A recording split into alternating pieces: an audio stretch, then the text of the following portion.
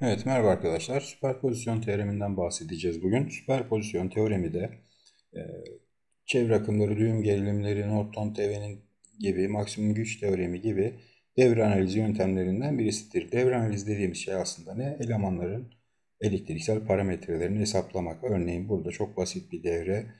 Bu R1'den geçen akımı bulmak, uçlarındaki gerilimi bulmak, çektiği gücü bulmak veya kaynaklar için verdiği gücü bulmak, çektiği gücü bulmak gibi işlemlere biz analiz adını veriyoruz biliyorsunuz.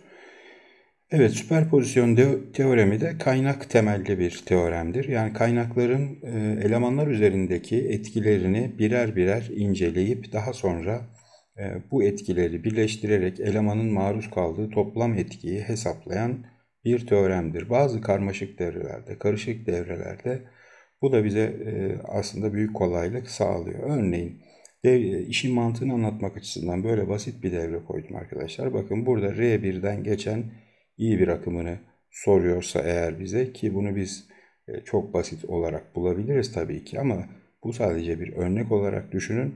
Süperpozisyon teoreminde şöyle yapılır. Denir ki iki tane kaynak varsa eğer burada, önce ben birini yokmuş farz ederim ve onun yerine dikkate aldığım kaynağın etkisini araştırırım. Ne demek bu? Mesela diyelim ki akım kaynağını yokmuş farz ederim. Devre sadece gerilim kaynağı ve dirençten oluşuyormuş gibi I1'in birinci partını bulurum.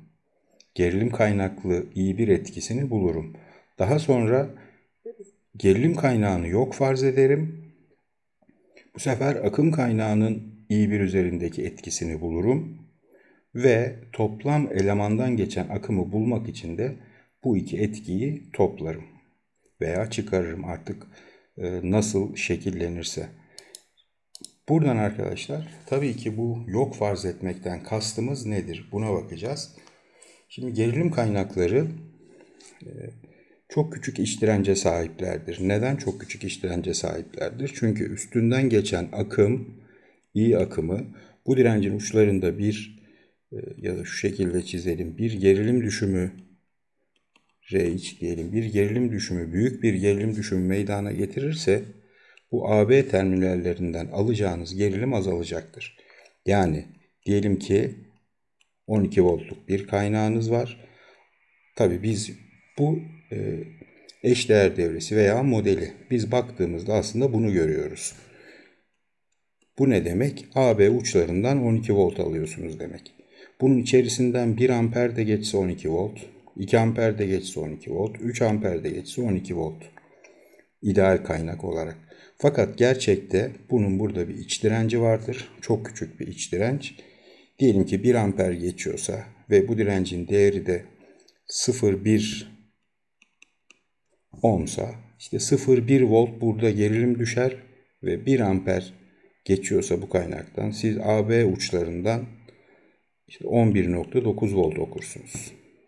Eğer 2 amper geçiyorsa 0,2 volt düşer, AB'den 11,8 volt okursunuz.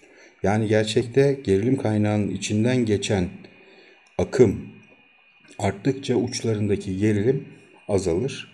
Fakat bu direnç çok çok az olması istenir ki gerilim kaynağı hemen hemen sabit bir gerilim sağlayabilsin.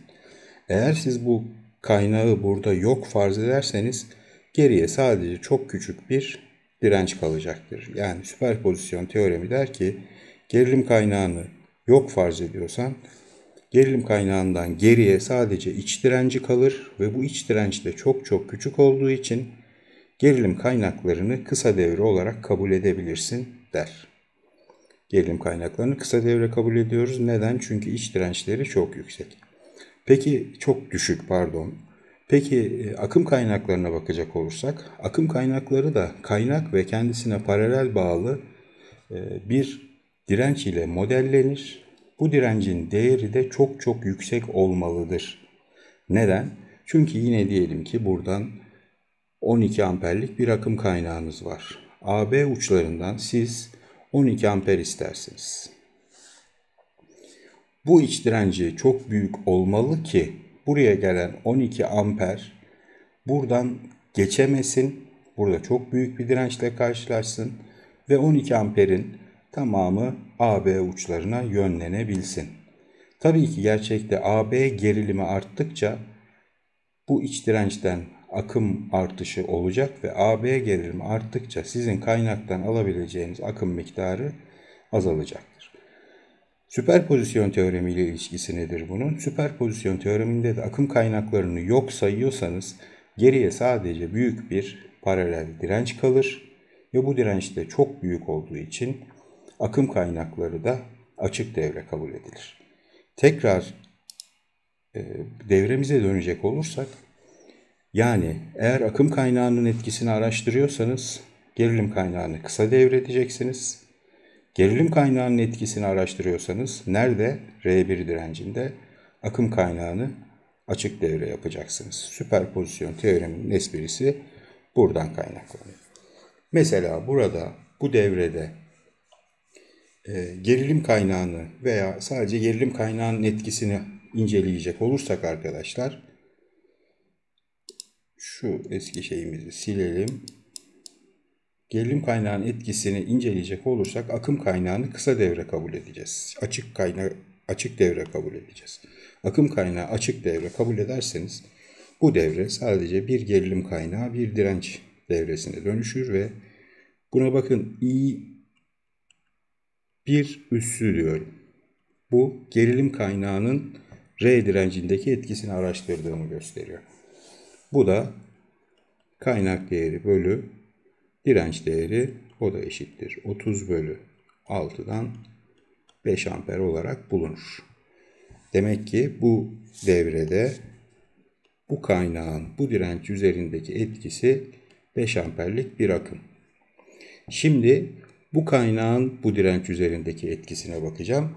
Bunun için ne yapacağım? Bu sefer gerilim kaynağını kısa devre kabul edeceğim. Bir öncekinde akım kaynağını açık devre kabul etmiştim. Evet, bakıyorum ki gerilim kaynağını kısa devre kabul edersem buradan gelen akım buradan devresini tamamlayacak ve buradan bir akım geçişi olmayacaktır. Yani buna I1 2 üssü diyorum, eşittir 0. Ve 6 ohmluk dirençten geçen I1 akımı I1 üssü, yani gerilim kaynağının etkisi, artı I1 2 üssü, yani akım kaynağının etkisinden oluşacaktır. Gerilim kaynağının etkisi 5 amperdi. Akım kaynağının etkisi 0 amperdi.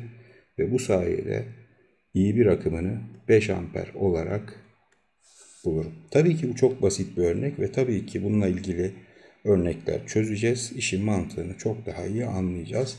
Ama temel mantık burada, en önemli öğrenmemiz gereken şey, akım kaynaklarını neden açık devre kabul ediyoruz? Çünkü iç dirençleri çok yüksek. Gerilim kaynaklarını neden kısa devre kabul ediyoruz? Çünkü iç dirençleri çok düşük. Yani şurada kaynağı yok saydığınızda geriye çok küçük bir direnç kalıyor. O yüzden kısa devre gibi elektriksel olarak kabul ediyoruz. Ya da akım kaynağını yok saydığınızda geriye çok büyük bir direnç kalıyor. AB arasında çok büyük bir direnç var. O yüzden biz burayı açık devre gibi kabul ediyoruz özetle. Evet, devam edeceğiz.